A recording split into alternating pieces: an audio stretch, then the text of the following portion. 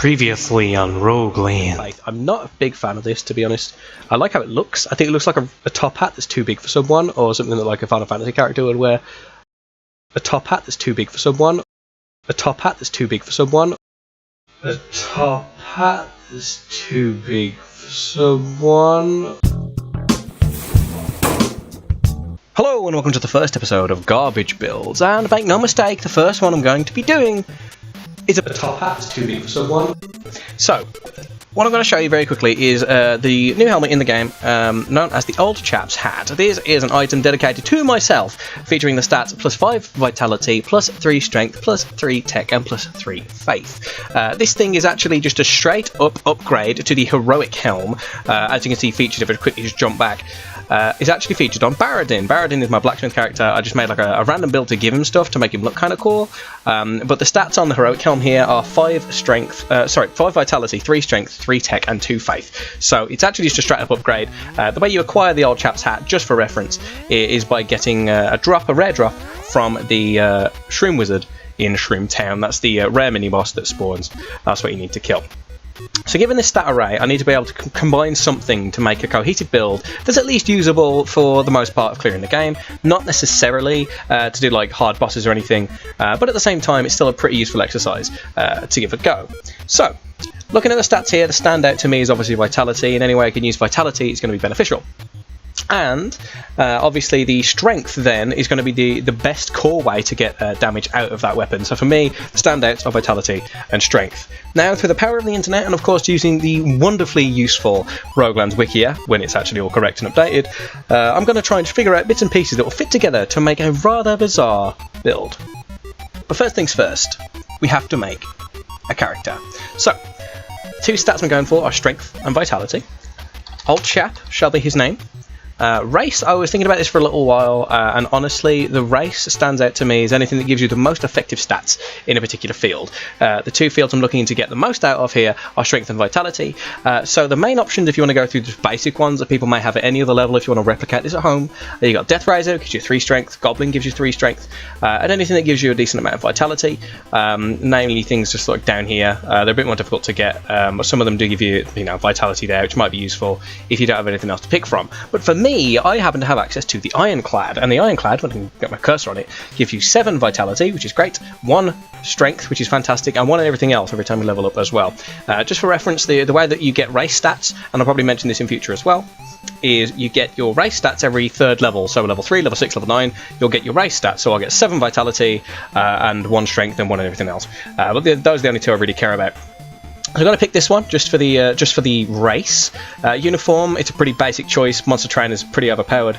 Augment, it was a bit of a toss-up, and honestly, I went with something that some people may disagree with.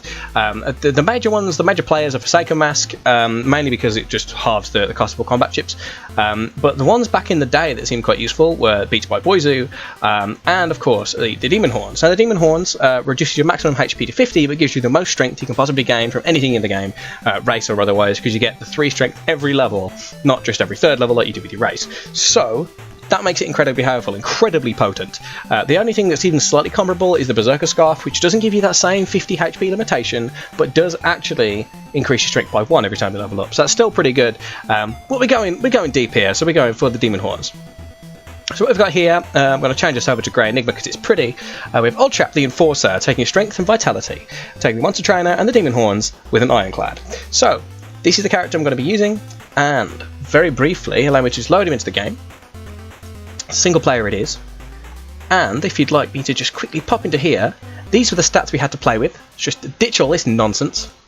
And I'd like to present to you the stuff in the correct tab over here. There it is. So, we've got these droids. These droids are the ones I selected out. Basically, they offer Vitality, Attack, and Tech. It basically means that Vitality and Attack, which is actually Strength, is just a misnomer here. Those are the 2 things I'm looking at for most, which is great. In terms of the gear, the Hellswath is going to give me the opportunity to use Vitality and Strength to attack with. I've used this on a previous build. I've had a build very similar to this, in fact. The Shield, again, gives me the 2 stats I'm interested in. Needs to be leveled up, still pretty good. Old Chap's Hat, I've got a legendary one, given to me by someone over on one of the Discord, on the Rogueland Discord. Really bizarre that they just gave it to me, but of course it's dedicated to me, so thank you to that person. I don't even remember your name, I apologise. Azazel's armour, because this isn't a fashion statement, just to give me the extra mana regen, and of course it gives me great stats. Here I could actually replace it with some Ultra Boss, excuse me, Pokemon Y. The Ultra Boss armour, Mykono got or Ironclad would be great, but at the same time they're hard to get and everyone's going to get them. Azazel's is easier to get and isn't quite as good in slot, but still pretty good. And then here are the Rune Rings. Don't have the time to go and get another legendary one of these, but it doesn't really matter, it's only a loss of about 3 stats overall. So this is the build. Everything you could possibly imagine here. It's ready to go. This thing, currently level 1. The actual attack stuff, I know some of these things are leveled up, but what have you, should be fine. What I have here, it's a thought process and manifested into something useful. What we've got is a decent amount of attack, because I get the vitality plus strength on every swing from the Hellswath, which basically makes me hit pretty hard even for a level 1 character. And every time I level up, I'll be able to get a ton more stats. Speaking of leveling up, have a look at these globs of Aether. This is always a good thing to do when you get a new character. Level them up, get a few more stats for free. You can see these things just begin to stack heavily as they just pop up on the side. Thankfully Sean's fixed the leveling bug where the stats don't come through properly in 1.5.1, so it's led us down a fantastic path to just spam through Aether Globs as soon as you make a new character and have no fears whatsoever for venturing into your first little fight. So here we are in the Desolate Canyon. I am level 15, nothing too crazy, but you can see the stats that they've changed just now. I'm just trying to do a quick benchmark, see how much damage I could do at level 15, just as a basic test. Bam! 558 per swing. I'm not going to say this is a great build, because guess what? This series is called Garbage Builds. But at the same time, this is a good way to get use out of a helmet that isn't perfect, but has a decent spread of stats that allows you to make some pretty interesting choices, as long as you're willing to squeeze out the damage from said items. Obviously the main feature here is the old chap's hat. It's the core of the build, just for the sake of longevity and completeness. The entire premise of this series is going to be just taking items or like combat chips or whatever strikes me on the day and making a build to suit that, even if it's not the best build in the game, even if it's not something that people contend about having the highest DPS or the best crits or having the most consistent damage. For like an endgame build, it's still going to be useful as an exercise to figure out how to make builds for yourselves, and of course be able to analyse what gear does what. And I must stress it once more, the ultimate thing you can do is go onto the Roguelands Wikia, where most of the information is up to date. It's not always. Oh my goodness! Okay, this is a good video. Go on the Roguelands Wikia. I'm getting really lucky lately, that's crazy. Go on the Roguelands Wikia and by all means look up for, just use a Control F function, like a find function on your web browser, and find the type of damage that you're looking to use. In the future I'll probably show this off a little bit, because it is just for build generation, and I do intend to do more episodes in this series.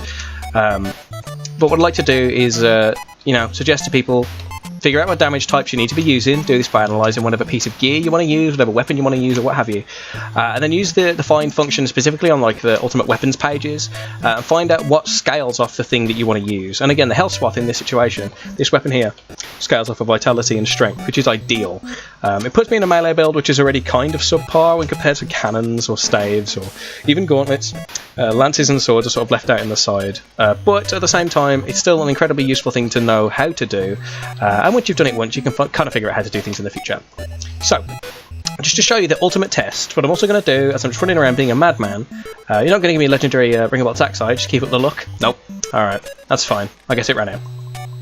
What I'm going to do is level this thing up to level 100, so you can see the benchmark of the damage when the scaling stops. At level 100, just in case you don't know, that's when the stats stop pouring in. You begin to earn champion badges every time you level up rather than new stats. But the long and short of it is that you're able to still generate stats up to that very point, and when you've got there, you're kind of all done, but that's all you need to know. So hopefully I should get a bit more faith across. I'd like more faith in this build so that we'll be able to use a bubble and such. But between now and then I'm going to grind up a lot of experience and also pick out the spells and combat chips that I want to be using to make the build complete. So hopefully I'll see you in just a second. I'm back, and some time has passed. This character has now reached the tender level of 100, well technically 101, but the stats of course don't change between 100 and 101 because you stop earning stats at that point. So, the stats are given from this Hellswath, giving me vitality, strength and crit rate, the Outer Shield awarding me vitality, strength and health regen, Old Chap's Hat, the star of the show, giving us vitality, strength and crit rate, Azazel's armour has been given vitality, strength and crit rate, Rune Ring has been given vitality, strength and health regen, and the analyst ring that I've changed out from like an old rune ring. I've changed that out. Now it's an analyst ring giving me vitality, strength, and health regen. Now basically these two here are paired together to give me additional stats that I do need and push me over the 100 faith mark. That basically makes bubble more useful to me, and it means I'm able to fight bosses a little bit more comfortably. Now, I want to do a benchmark. I want to show you how powerful this build is.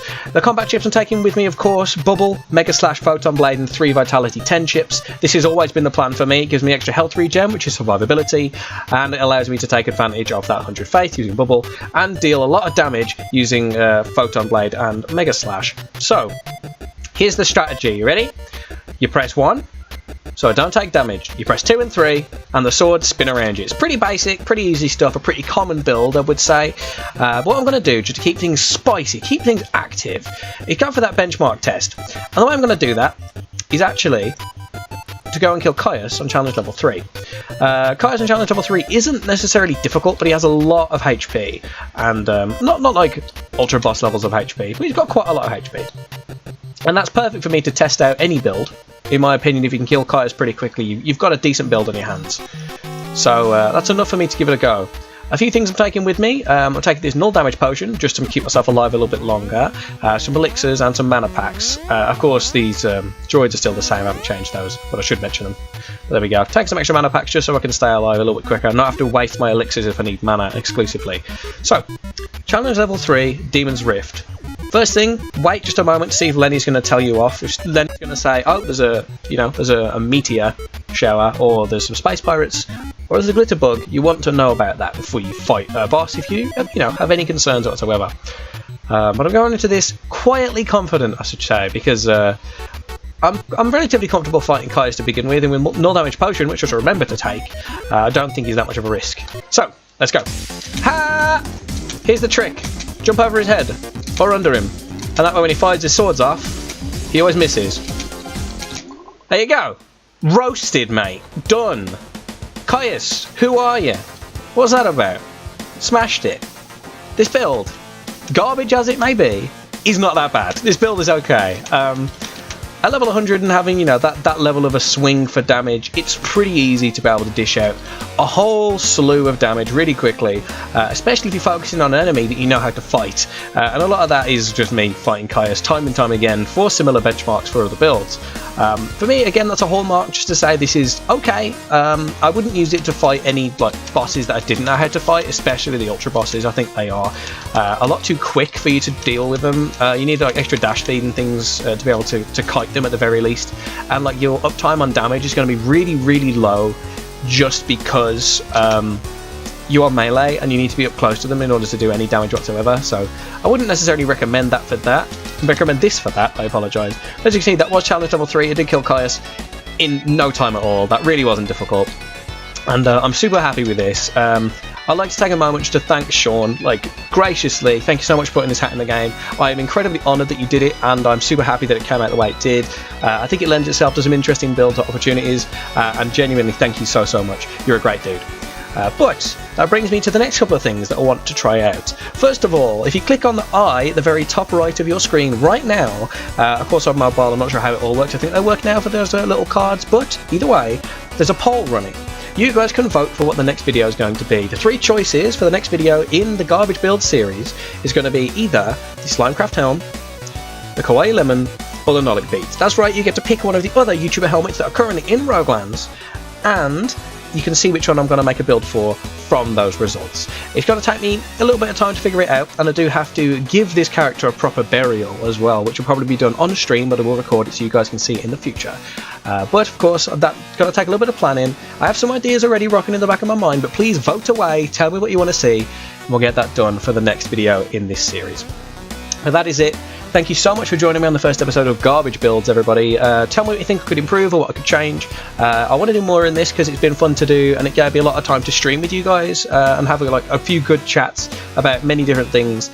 Just because it was a lot of fun to level this character up among friends. That's the word, among friends. So genuinely, thank you so much for joining me on this video. Hopefully, I can make many more. Please, until the next time, look after yourselves, and I will see you then.